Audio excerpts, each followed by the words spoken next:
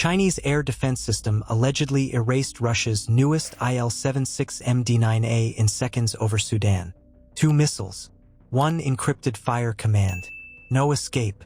We're breaking down the 12-mile kill zone RSF claims they built with the FK-2000, AESA radar queuing, dual-shot timing, and why a transport with 21 on board and suspected UAV/EW gear never made it past Khartoum's western edge. If you care how non-state operators can deny airspace against great power hardware, stay with this. The mechanics and the message matter. Before we move on, I'd like to ask you a small favor.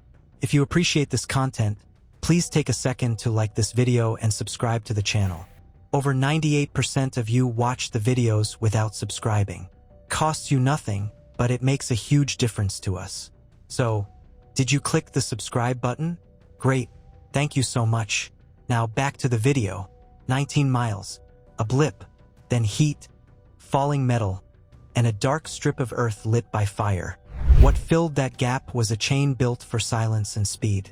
An errant ear upstream flags a pattern. A UHF sniffer nails the voice lane and call habits. West of Khartoum, a fire unit sits cold. Radars on tight duty cycles, emitters rationed, optics awake. The picture says aid flight, but the route bends wrong. The transponder acts coy, and the altitude stack hints at work, not mercy. You have a battery keyed to short-range kills. What would you do, hold or spike? The FK-2000 is a hybrid guard dog. An AESA search set sweeps and slices. A fire control radar pins the range gate, and twin 30mm guns sit under ready missiles. This job is low, fast, and many drones, cruise profiles, guided threats. But doctrine is a guide, not a cage. Malign Russian actors at play here. General Hemeti and his rapid support force have had connections with Wagner for many years. There's Russian involvement in the gold mines in Sudan. Well, let's turn our attention internationally now and to Sudan, where it is understood that the UK government is now planning to evacuate diplomats from its embassy there as soon as feasible. And Russia has recently, just in the past couple of months, signed a big deal to put a major naval base in Sudan on the Red Sea port. So I am very concerned about the Russian impact. Tonight, the mouth is pointed at a 4-engine hauler. Big radar skin. Short window. Now the geometry. Coverage out to roughly 15.5 miles with look-down bite. The transport eases across 12 miles. That's the no-maneuver box. At low level, seconds are the currency. Spend slow, you lose. Lock sequence starts clean. ESA paints, builds aspect and closure, refines the track with each sweep. The command net pushes a green light over encrypted links. No spoofed orders, no freelancing. Dual-shot doctrine stands. One to break the beast, one to end it. Timing matters. First missile goes for the engine group to shred thrust symmetry and set fires. Second follows to cut the last threads, structure, lines, controls. If a leaker floats in, 30mm wakes up as the knife at the wire. Inside that envelope, physics takes over. Engines die. Thrust pulls uneven. Heat blooms inside. Control fades. The Il-76 turns from aircraft into payload and momentum. But why thread a heavy through that corridor at night? And what told the crew on the ground that this was the night to take the shot? If the intercept played out in minutes, the stakes were months. What sat in that hold could tilt a front line or stall it. For a battery commander, that turns a radar track into policy. Ministers are keen to help British officials leave the country where hundreds of people have been killed as clashes between the Sudanese army and a rival paramilitary group reach a 9th day. Well, joining us now is the Conservative MP Vicky Ford. Well, it is an extremely difficult situation. It's really worrying, and actually the situation for people across the country is really deeply, deeply troubling. It's obviously very important to try to get our people out, but especially those in the who are associated with the embassy. But that obviously needs to be done in a safe way. The airframe matters. A fresh Il-76MD variant, low hours, pressed into covert lift. New seals, clean engines, fewer quirks. It's the kind of bird you save for runs that can't fail. where payload integrity and on-time arrival beat every other metric.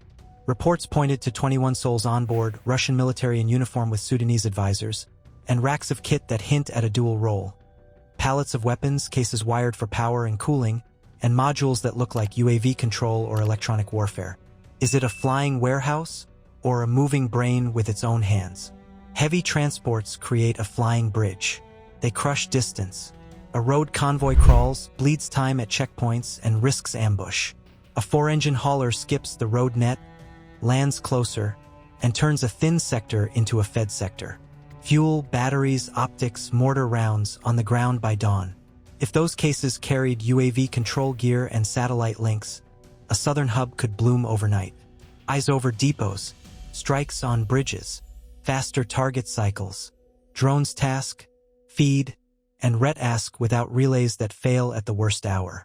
That changes how both sides move, hide, and shoot. It obviously was over the Easter period, and obviously this was not expected. The situation in Sudan is a really, really difficult situation. It's a country with a very large population. My understanding is that British citizens aren't being specifically targeted in this situation. So the advice to them is to make sure that they stay in as safe a place as possible.